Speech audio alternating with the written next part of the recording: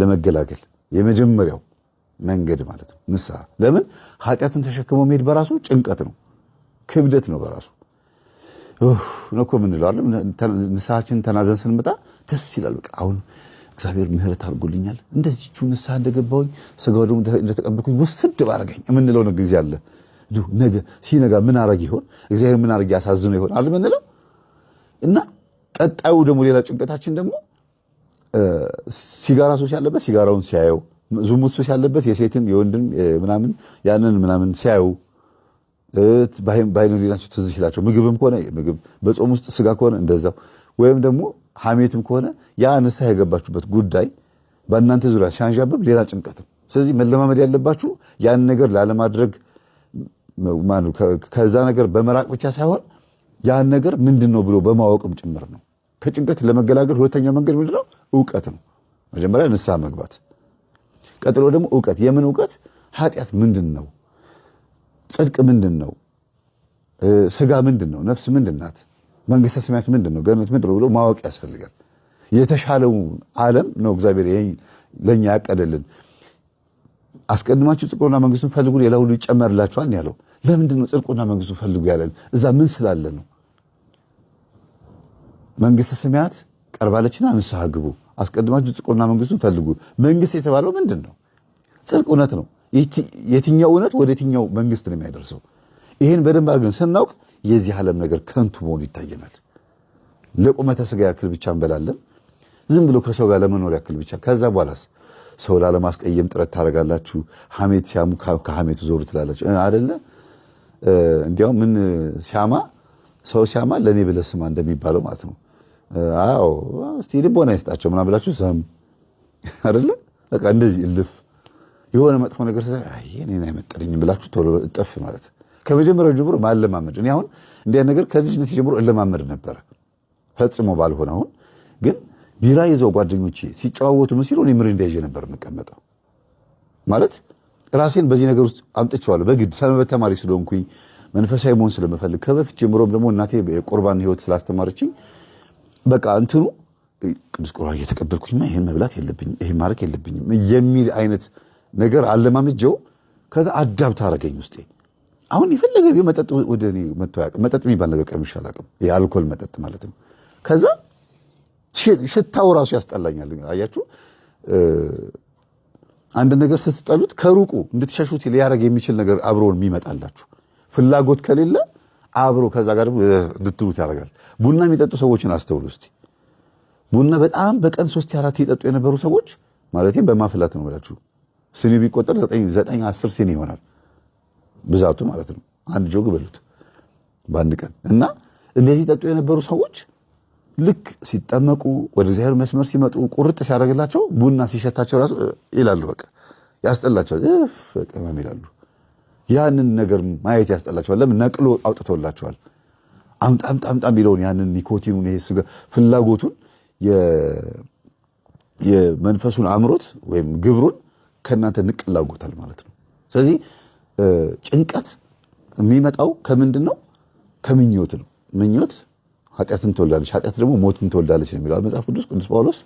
ስለዚህ ጭንቀት የሚመጣው ከምኞት ነው። አንድ ነገር በጣም እንመኘውና ከዛ በኋላ ምን እየሆነ ይመጣል? በግድ የሚያስፈልገን ነገር ሆኖ ይመጣል። እሱን ካላገኘን ማንኖር ማንውል ይመስለናል፣ ማንጠግብ ይመስለናል። ወይም ደግሞ እሱን ካላገኘን እምንሞት ይመስለናል። ስለዚህ ግዴታ ማምጣት አለበት ብለን ስለምናስብ ገንዘብም ይሁን ዝሙትም ይሁን ሌላም ውሎ ሊሆን ይችላል እዛ ቦታ መሄድ አለብኝ ብላችሁ ልታስቡ ትችላላችሁና ይሄንን አይነት ሱስ ማስወገድ፣ እኔ በዚህ ነገር አይደለም መኖረው ይሄ ነገር አያስፈልገኝም ብላችሁ ማሰብ። ከዛ ሁለተኛ ደግሞ እንግዲህ ሶስተኛ ደግሞ ምንድነው? ያ የተዋችሁትን ኃጢአት መልሶ ላለመንካት ላለማድረግ ሌላ ነገር መለማመድ፣ ሌላ ጽድቅ የሆነ ነገር መለማመድ። እነዚህ ጭንቀቶችን ያስወግዳሉ። ለምሳሌ ቤተክርስቲያን ማታ ማታ ጉባኤ ማዳመጥ ሊሆን ይችላል፣ መጽሐፍት ማንበብ ሊሆን ይችላል። እንግዲህ መንፈሳዊነትን ለማሳደግ ማለት ነው። ገዳማት መሄድ፣ ሱባኤ መግባት፣ መዝሙር ማዳመጥ፣ በተለይ በገና መዝሙር ማዳመጥ ከጭንቀት ያድናል። በጣም ብዙ በጥባጭ የሚባሉ ልጆች ማለት ነው፣ አስቸጋሪ አረመኔ የሚባሉ ልጆች ወይም ትናንሽ ሆነው ተንኮለኛ የሚባሉ ልጆችን እስቲ በገና ትምህርት ቤት አስገቧቸው። የበገና መዝሙር እስቲ ክፈቱላቸው። በግድ 1 ሰዓት ሙሉ በኤርፎን በገና መዝሙር እንዲያዳምጡ አድርጓቸው እስቲ ይረጋጋሉ። በግድ እንቅልፍ ሊተኙ ሲሉ የበገና መዝሙር እስቲ ያሰሟቸው። በጣም ነው ጨዋ የሚያደርገው።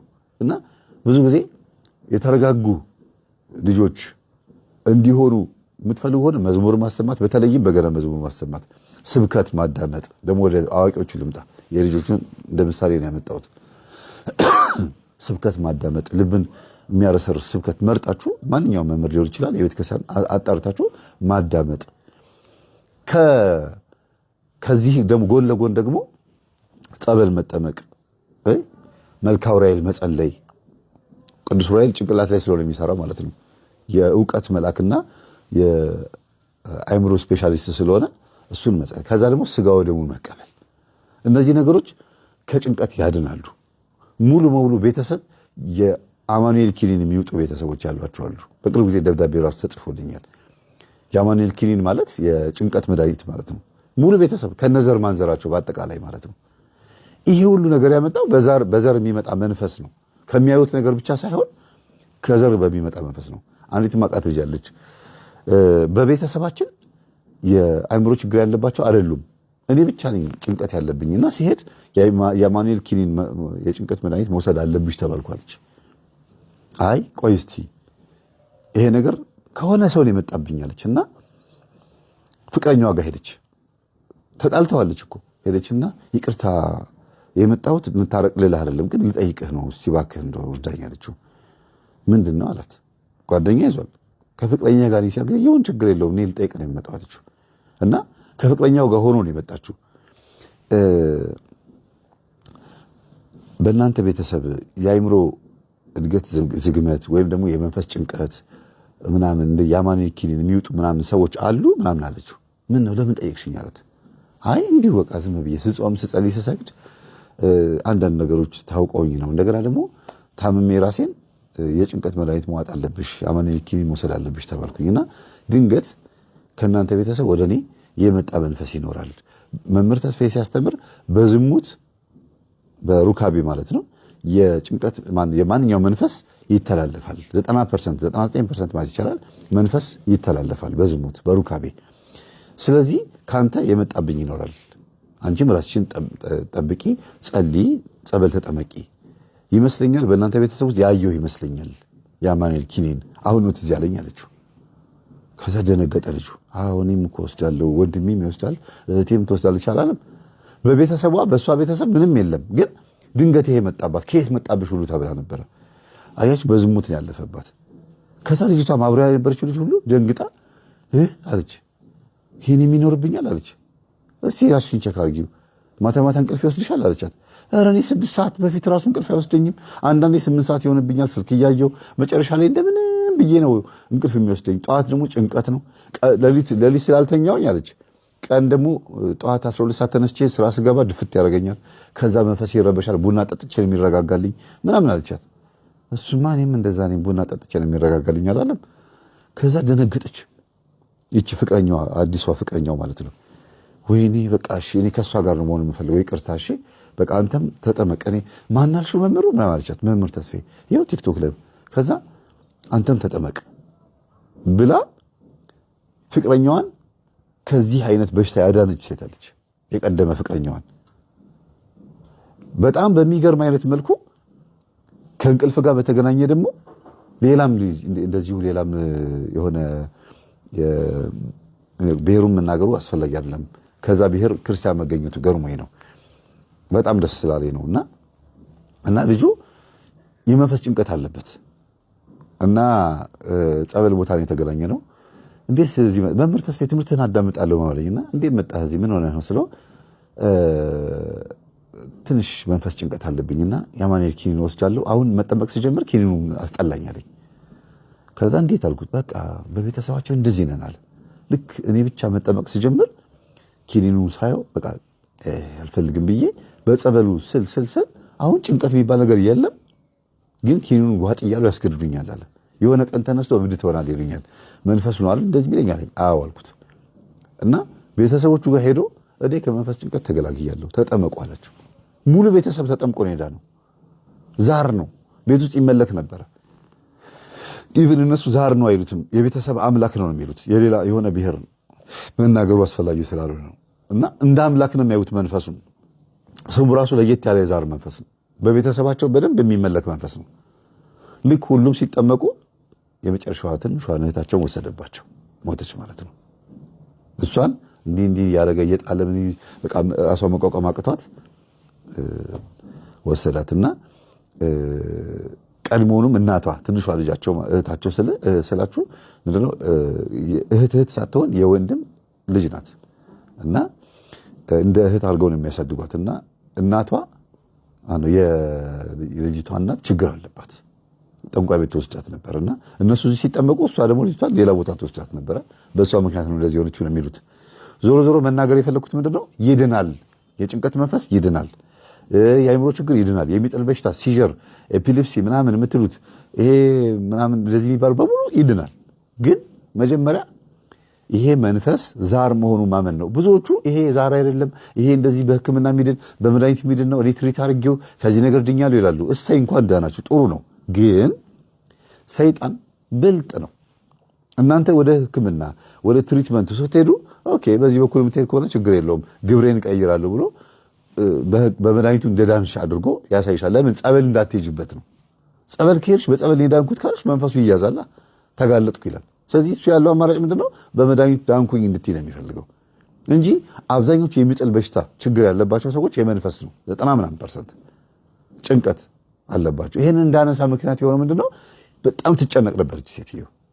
ሁልጊዜ በጣም ነበር የሚጨንቃት፣ አይምሮዋ በጣም ይረበሽ ነበረ።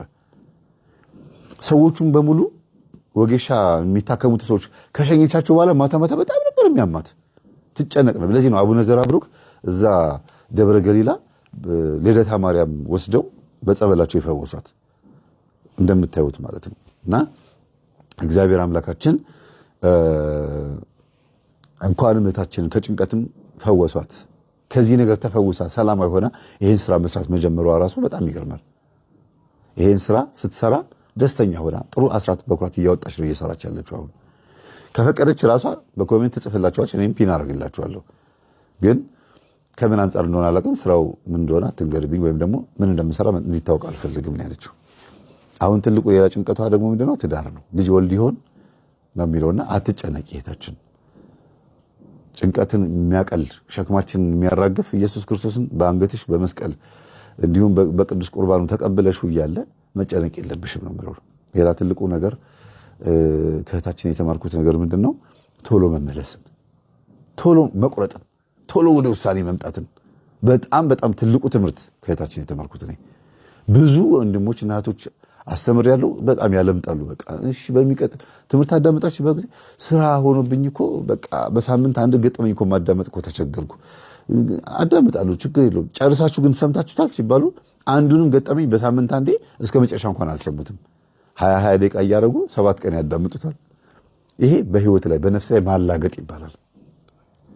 በኢንፎርሜሽን ላይ ማላገጥ ይባላል። እግዚአብሔር አምላክ የሚሰጣችሁ ኢንፎርሜሽን እኮ እንድድኑ ነው አይደል እንዴ? ስለዚህ ፈውሳችንን ቅርብ ያርግልን እግዚአብሔር አምላካችን። በአንድም በሌላ መንገድ እግዚአብሔር ያስተምራል፣ የሰው ልጅ ግን አያስተውልም ይላል።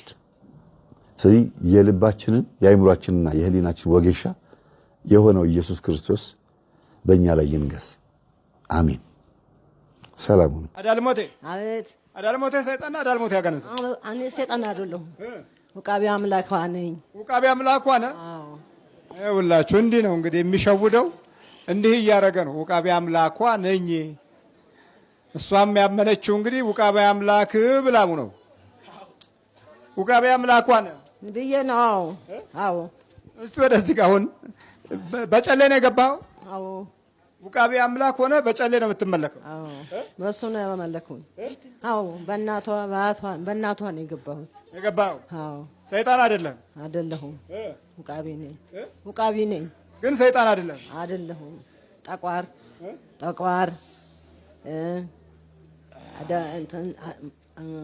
አዳልሞቴ ጠቋር አዳልሞቴ ወሰንጋላ ወሰንጋላ። ስንት ናችሁ? ሶስት ነን። እሺ ውቃቢ አምላክ ከሆንክ ለምን ትደበደባለህ ታዲያ እንደዚህ? የእናንተ እሳት ነዋ። የእናንተ እሳት በቃ የእኛ እሳት ነው። አዎ በድንግል ማርያም እንሰት። አዎ በዚህ ስለተያዝኩ ነው። ባትያዝ ውቃቢ አምላክ ነው። አዎ ብዬ ነው የተቀመጥኩ። ድንግል ማርያም ነች አመኛት። አዎ በድንግል ማርያም ታምናለች፣ ጥዋ ትጠጣለች። እኛም ቤተክርስቲያን አልከለከልናትም። በዛች በተወሰነ ጊዜ ነው እንትን የምንለው ግብራችን የምንቀበለው። ግብራችሁን በተወሰነ ታገኛለህ። አዎ ጽዋ ትጠጣለች። አዎ እስቲ ግብራችሁን እንዴት እንደምትቀበሉ አሳየኝ። እንዴት ነው የሚደረገው? አደራረጉ አሳይ። አንገቷ ላይ ታረጋለች፣ ትፈጭሳለች። ምንድን ነው መፈጨስ? በቃ በቅቤ ነው ጠብቋል። በአዲስ ዓመት ነው የሚፈጨሰው። አደብቀዋ ቶሎ ቶሎ ተናግረው ውጣ። መብራት ዛት እዚያ ቆመች። ሰይጣንና አጋንንት ነው። ኧረ እኔ ውቃቢ ነኝ። አይደለም አሁን ሰይጣንና አጋንንት አይደለሁም። ውቃቢ ነኝ፣ ጠቋር ነኝ፣ አዳልሞቲ ነኝ። በእናቷ የመጣሁ ነኝ እኮ። ሰይጣንና አጋንንት ነው እኮ አልኩ። አይደለሁም፣ ውቃቢ ነኝ። በቃ ይወቅብህና ሰይጣንና አጋንንት ነው እኮ አልኩ። አዳልሞቲ አጋንንት በቃ። አዎ ለሆነ እሺ። አዳልሞቲ ተይዣለሁ፣ እለቃለሁ። ተይዛል? አዎ በእናታችን ስም ተይዣለሁ። በድንግል ማርያም ስም ተይዛል? ተይዣለሁ። ትለቃላችሁ? አትለቁም? እናቱ ነች ወይስ አያቱ ነች? እሷ ማንኛውም የልጁ አያቱ ናት። አያቱ ናት። እናቱ ናት። እቺ እናቱ እሷ ናት። ነይ አንቺ ደግሞ እስኪ አያት፣ እናት፣ ልጅ ስማ። ትለቃለህ? አትለቅም? እለቃለሁ። ሰይጣን አጋንንት ሰይጣን ነኝ። አዳልሞቲ ነው ሰንጋላ? ጠቋር ነኝ እኔ። ጠቋር ከእናቷ እናት ነው። ከአያቷ አሁን የእናቷ እኔ እናቷ ነኝ። አያት አለች አይደለም? ደግሞ ከአያቷ ጭምር የመጣው ጠቋርና አዳልሞቲ ነው። ጠቋር ነኝ። ጠቋር ዝም ብለህ መጓረስ ነው። ይህ ሁሉ ከእግዚአብሔር አምላክ ለመለየት የተደረገ ጉዞ ነው። ስለዚህ ከኋላ ያለ ለምን 200 ዓመት አይፈጅም? ጨሌ እስካለ ጊዜ ድረስ መንፈሱ ጡረታ ወጥቶ ቢሮው ተዘግቶ አከተመ ማለት አይደለም። እነሱም ከሞቱ በኋላ አንተ ላይ ይመጣል። ዘርህን እየያዘ አይነ ጥላ እየሆነ ይቀመጣል። አይነቱና ባህሪው የፈተናው ጥበብና ዘዴ እንደየጊዜው የመለዋወጥ እና ስልቱን ወቅቱንና ሰዓቱን የተከተለ ፈተና ለማድረስ ብዙ አይቸገርም። ከስነ ልቦና ጋር ተያይዞ ደግሞ ያው እንደዛው ነው። ተመልከክ እንግዲህ ልጅ፣ አያት፣ እናት ልበል ጨሌ ገበታው ይኸውና። በል ተዘጋጅ። ውጣ ከፍለ ተዘጋጅ። አንተ ስማና ውጣ። በኢየሱስ ክርስቶስ ስም፣ በስላሴ ስም፣ በወላዲት አምላክ ስም፣ በቅዱስ ሚካኤል ስም ወደ ሲኦል እንገባለን። ቶሎ ሰባት ጮህ ነው።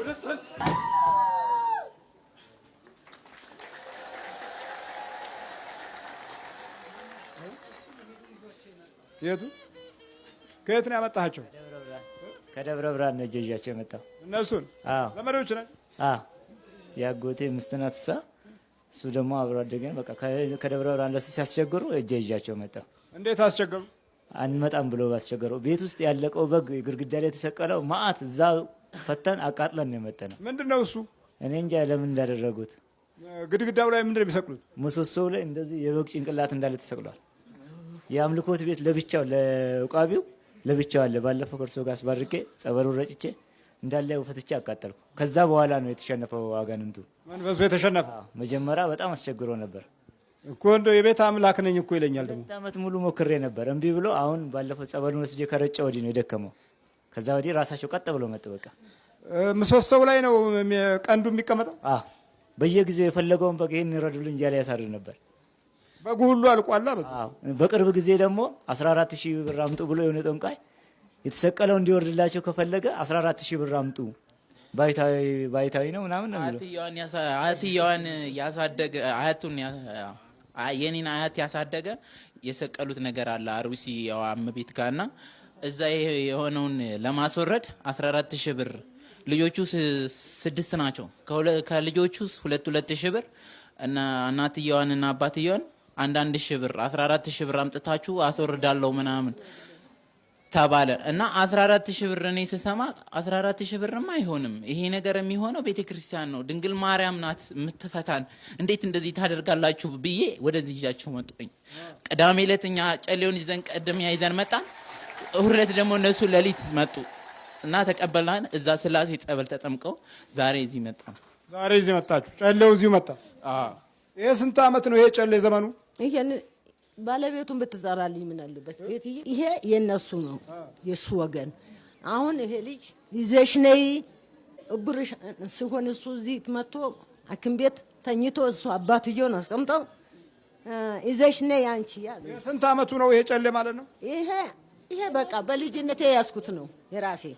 እሺ አማራ ጨሌ እንዲ ሲንጨለጨል እኮ እንደሚገርም ነገር ነው። የምትወስድ ወደዚህ ዱላውን ቁጭ አድርገው አጀባጀባጀ። የቱ ነው የእርሶ ጨሌ?